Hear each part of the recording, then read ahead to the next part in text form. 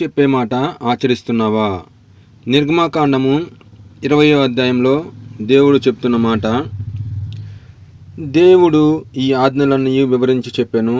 నీ దేవుడైన యెహోవాను నేనే దాసుల గృహమైన ఐగుప్తు దేశంలో నుండి నిన్ను వెలుపలికి రప్పించి తిని, నేను తప్ప వేరొక దేవుడు నీకు ఉండకూడదు.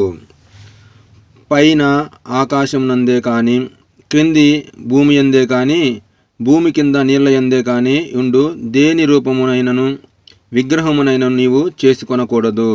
వాటికి సాగిలపడకూడదు, వాటిని పూజింపకూడదు.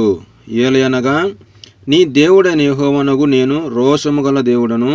నన్ను ద్వేషించు వారి విషయంలో 3-4 తరముల వరకు తండ్రుల దోషమును కుమారుల మీదకి రప్పించుచున్నాను.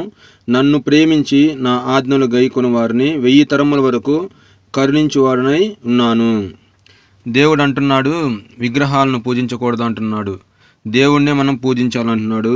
దయచేసి మనము ఇంతవరకు అటు సగం ఇటు సగం చేస్తుంటే అది మనకే ఇబ్బంది అవుతుంది.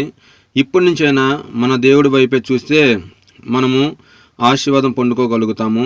దయచేసి ఈ వీడియో మీకు నచ్చినట్లయితే లైక్ చేయండి, షేర్ చేయండి, సబ్స్క్రైబ్ చేయండి. Thank you for watching.